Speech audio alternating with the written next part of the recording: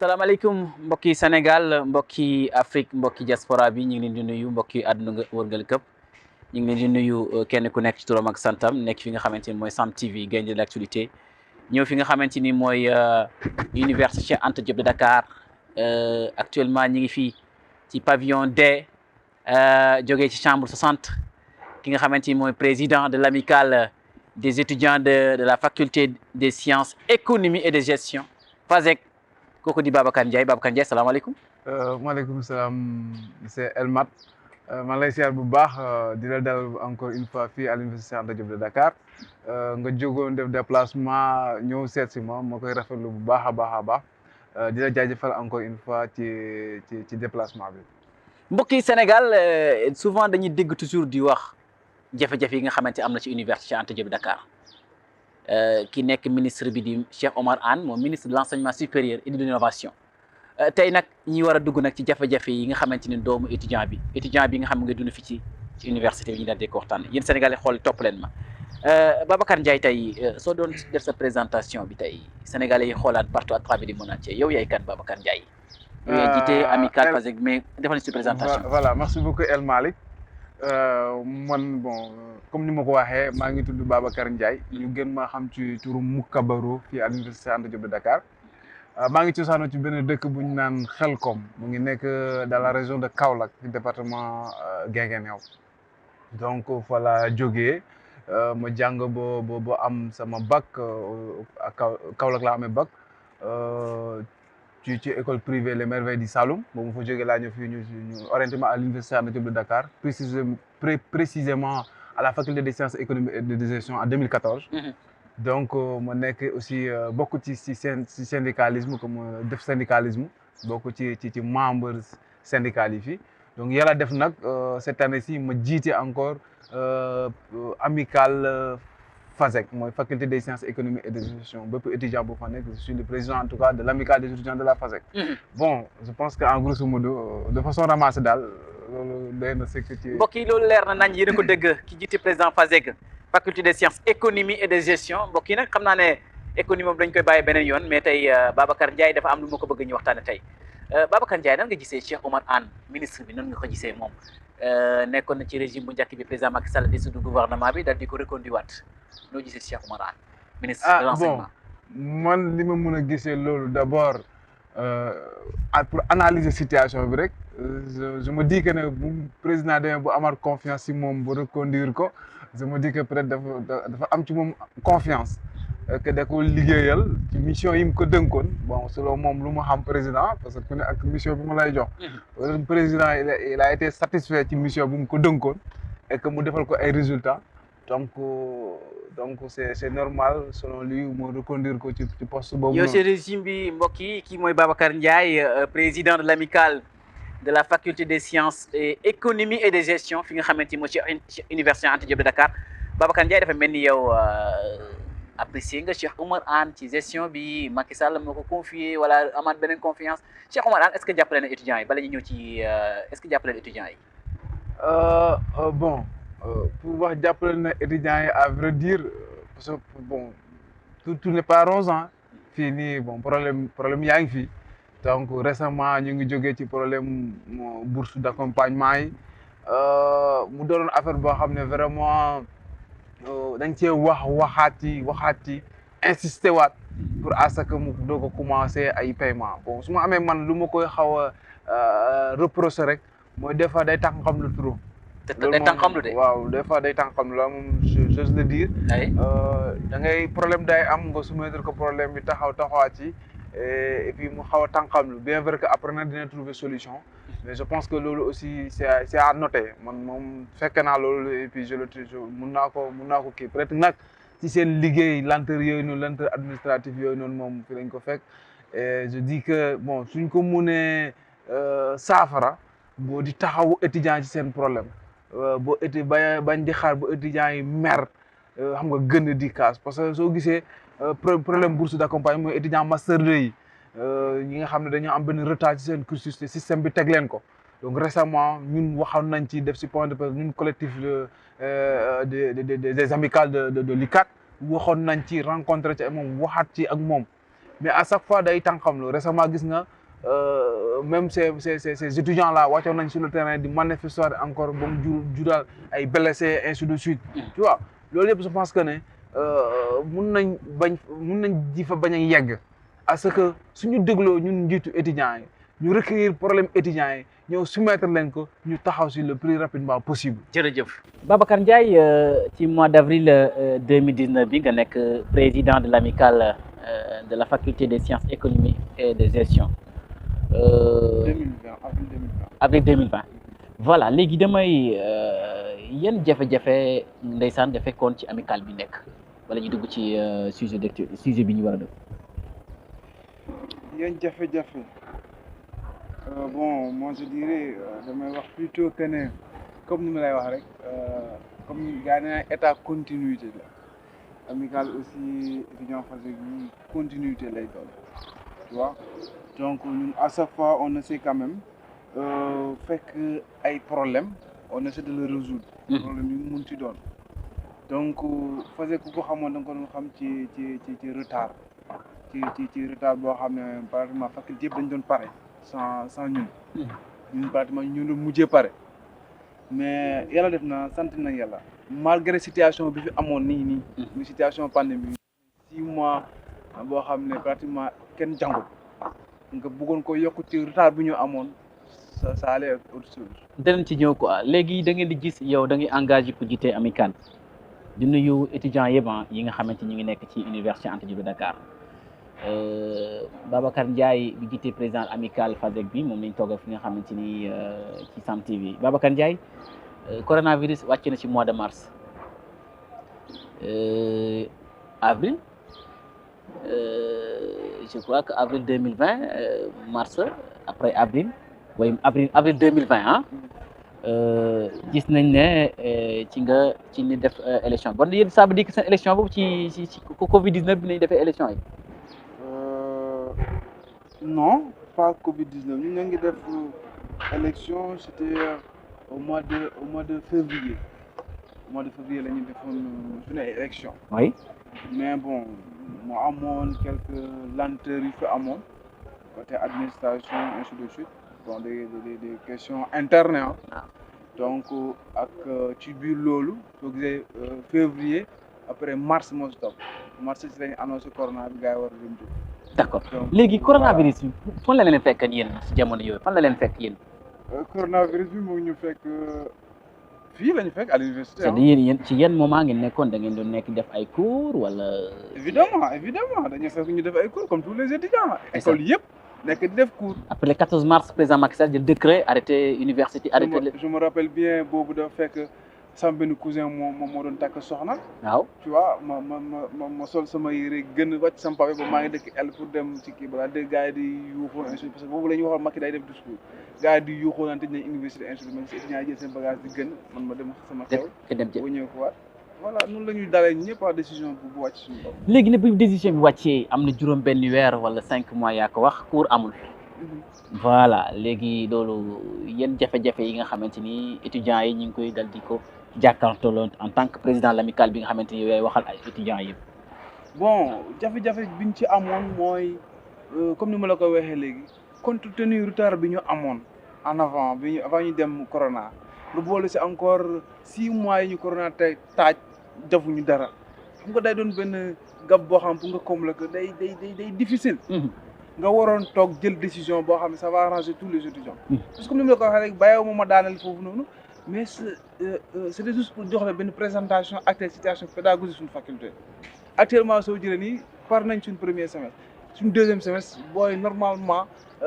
ci lu ñu envisagé woon def mooy def les examens à partir du 23 bii nii war nañ commencer examen deuxième semestre au moment où soo demee ci yeneen faculté yi ñoo ngi oo seen étudiants yi pour ñu ñëw def si cours à partir du 16 cours deuxième semestre ñun def nañ cours bu def suñu département léegi ñu lancé ci ay examen. tey ci jafe-jafe yi lañ nekk ci université loolu mu fekk leen ci saison de pluie nekk na fii foog naa université jamono yooyu kenn newu fi étudiants yi ngi fi woon wala jamono couvre-feu bi. non kenn newu fa nekk benn étudiants yëpp demoon nañ dañuy ñëw gis ñun bi Macky jëlee décision boobu. ñun en une journée la ñu évacuer toute l'université ñëpp bi si taxaw fii waaye bëgg a ñibbi da ngay ñibbi en collaboration avec le COUD bien sûr. gars yi jox ñu fii ay bus fu étudiant dëkk localité boo mun a jox la bus boo xam ne dem ba ci département yi. xam nga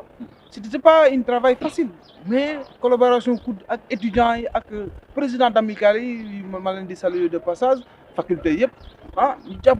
booloo boo yóbbu étudiants yi ñu ñibbi seen kër. bon léegi ñun responsable léegi dañuy ñëw Babacar Ndiaye responsable yi kese ñoo fi desoon ici yërëka fi desoon président ak PSS kese ñoo fi Babacar Ndiaye président FASEG bi moom laa dalal fi nga xamante mooy Sam TV Babacar Ndiaye yéen Covid 19 bi wan nañ le meilleur maanaam leaders yi africains yi leaders yi sénégalais yi ñi nga xamante ay leaders politiciens lañ. ci Covid 19 bi ndaxte leen mën na wala mënul am na ñi nga xamante dañ tële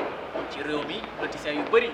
seen campagne yi seen coow lu bëri yëpp bi Covid 19 bi ñëwee lañ xam ne ñoom mënuñ dara ci lañ xamee Sénégal jafe-jafe mu am ci santé ci éducation ci enseignement supérieur yëpp dafa daal di feeñ yéen ñi jiite amicale yi bi Covid 19 bi ñëwee lan ngeen defal ñi nga xamante ni amicale FASEG bi naka ko taxawalee ci Covid 19. bon comme ni nga ko waxee benn analyse benn diagnostic bu may defal rek gis nga Covid 19 bi dañoo war a jàngal lu bëri ñun sénégalais que muy le citoyen lambda muy les dirigeants muy kilifa muy ñëpp parce que Covid dañoo fekk ci situation boo xam ne kenn préparé ko Sénégal pare wu doon ci dara pare wu ci benn plan économiquement taxawut woon suñu ay infrastructure benn si baaxul même sur le système éducatif parce que dañoo dem ba en certain moment gars yi bu ñu imposer enseignement à distance boo xam ne Sénégal waroon na pare ay école am ci situation boobu bu situation de Covid bu ñëwee ni fekk ñu ci on va juste se lancer dans le numérique mais le Sénégal était en retard ci numérique bi mais ci daal jàngal nañ ci lu bëri yee suñu autorité ci beaucoup de choses même aussi ci domaine santé bi aussi noonu la fa demee ñun boo à la FASEG problème bi fu ñu fekk moo dañuy fekk pratiquement ci ay inscription yoo xam ne mënu ñoon toog di xaar parce que année bi ni muy demee année baa ngi dem booy war a jot seen bourse toog ay année yoo xam ne jotuñ seen bourse mais amicale bi dafa mobiliser OTC délégué mi yëpp fu délégué nekk parmi les 50 soo mën a région Dakar nga région chaque jour étudiants yi dañu toog seen kër di ñu envoyé seen frais d'inscription ñi ay 50 000 ñi 25 000 pour premier cycle ñi 50 000 pour deuxième cycle ñun ñoo doon dem inscrire leen ñoo finaliser seen inscription pédagogique ba ñoom après ñu mën a jot seen payeur au niveau de l'agence au niveau de la direction des bourses. xam nga man étudiant bi aussi dañoo am yeneen problème wala déposer benn papier boo xam ne c'est mënul déplacer parce que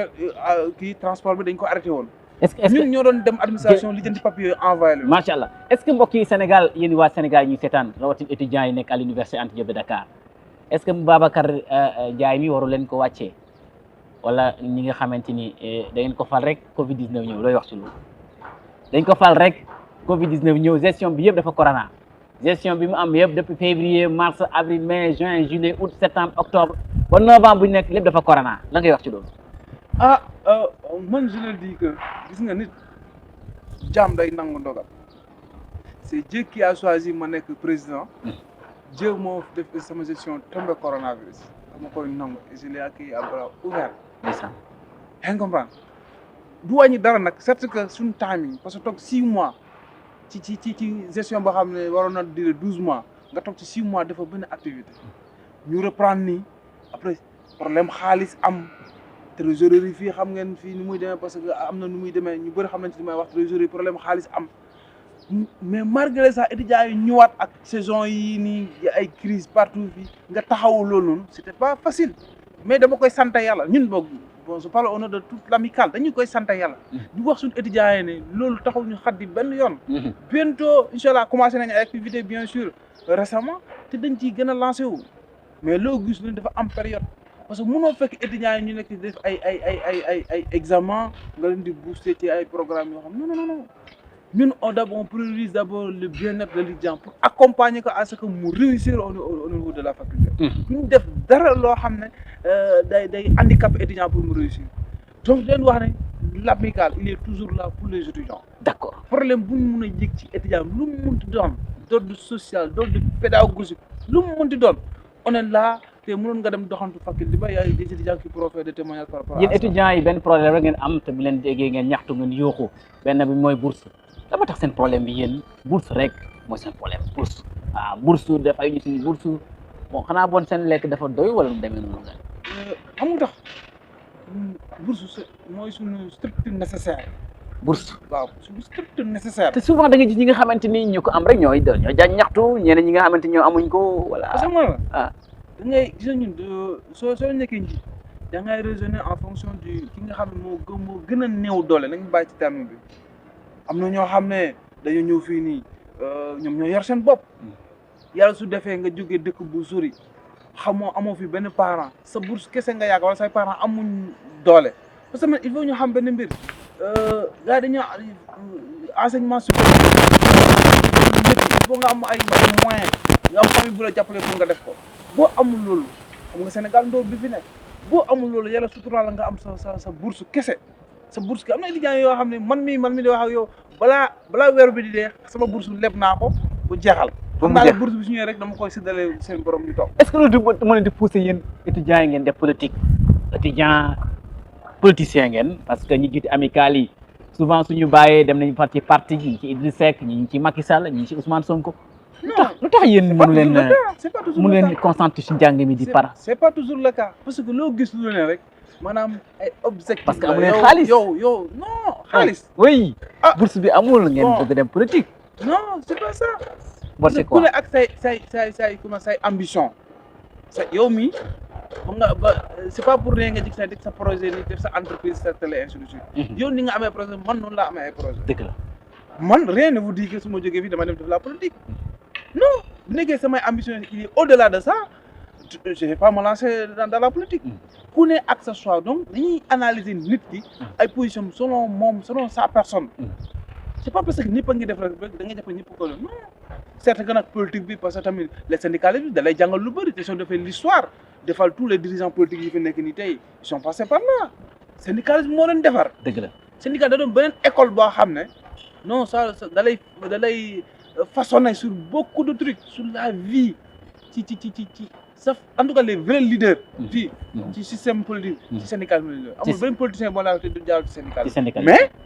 par contre am na ay syndicalisme yu occupé yeneen postes de responsable yoo xam ne c'est pas des postes politiques ñun on est des étudiants avant d'être syndicalistes. oui effectivement tu vois man mi di wax ak yow maa ngi ci yeneen projet yoo xam ne c'est pas en rapport avec la politique parce que loolu yëpp ay objectifs la ay ambition la quoi. mbokki étudiants yi waa FASEG kii mooy Babacar Ndiaye nekk président de l'amicale des étudiants de la faculté de sciences économie et de gestion moom lañ nekkal fi nga xamante mooy Sam TV gaynde de l'actualité Babacar question bu mujj bi mooy yéen amicale yi yéen jiite amicale yi dama bëgg nga wax ko waa Sénégal yi dañ ne amicale yi étudiants yi dañuy bëggante seen biir day am ay relation gelante yow en tant que responsable la ngay tontu ci loolu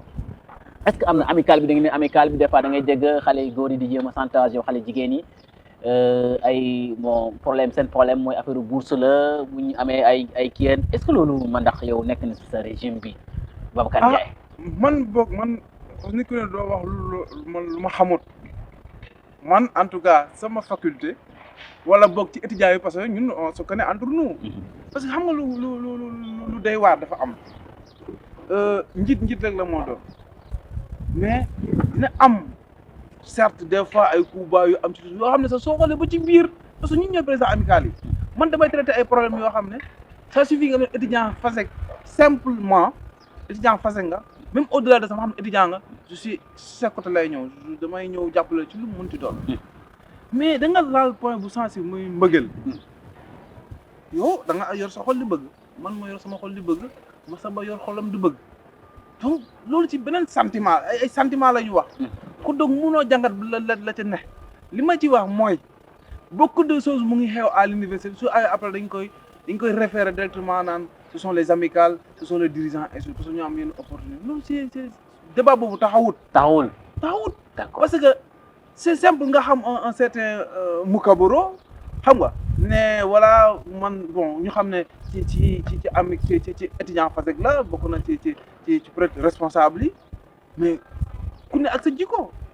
yow bu nekkee da nga jikko wala leneen loo xam ne soo ko defee mun na entacher affaire amicale bi loolu sax na nga sax rien la. très bien léegi question bu mujj bi Babacar Ndiaye mu émission bi jeex Babacar Ndiaye dama ñëw ci université bi muy dugg ci entre bi di dugg di doxantu voilà étudiants yi olof la ñuy wax olof nga dem ci faculté boo dem olof Babacar Ndiaye bi ma dalal nii ci émission bi olof lañ koy def lan ma tax wolof bi nga xamante université la président de république yi fii retraite ñi fiy nekk yëpp jaare fii lañ jógee mais du dëgg mu ñuy wax français lu waral loolu. ah bon li ko waral moom peut-être que da ngay jàpp beneen contexte ba ñu Sénégal la ñu nekk fii lu waaye mën a di moom olof moom c'est le minimum c'est le minimum. fii olof moom je pense que c'est le minimum. et puis français bi sax mënuñ ko. mais étudiants yi mënuñ français bi. non des fois sax journalistes yi duñ mën français bi. lu foofu xam nga. loolu yëpp comme ni ma la ko waxee loolu moom je pense beneen détail xam nga yow bi ngay ñëw dama xala da nga français wala mu ne ko yow yaa xam noo koy def. oui noonu nga ma ko waxee. soo bëggee français def français bëggee olof def. jërëjëf mbokki Sénégal Action Média Sam TV gaynde l'actualité lii leen la indi doon fi nga xamante ni moom université Cheikh Anta Diop de Dakar waa étudiants yi yéen lay wax yéen a moom Sam TV yéen a ko moom de télévision bu président Macky Sall télévision Ousmane Sonko bu opposition du parti au pouvoir Sénégal la ko intéressé yow mi nga xamante ni bëgg nga bëgg a jàllale ak noo ko mën a jàllale mu tënk ko ci éthique ak déontologie citoyen sénégalais bi di ko consommé ñu ngi la jox rendez-vous ci service commercial boobu di ñëw étudiants yi nag ñoom bu ñu fay dara nag gratuit nag maa ko wax donc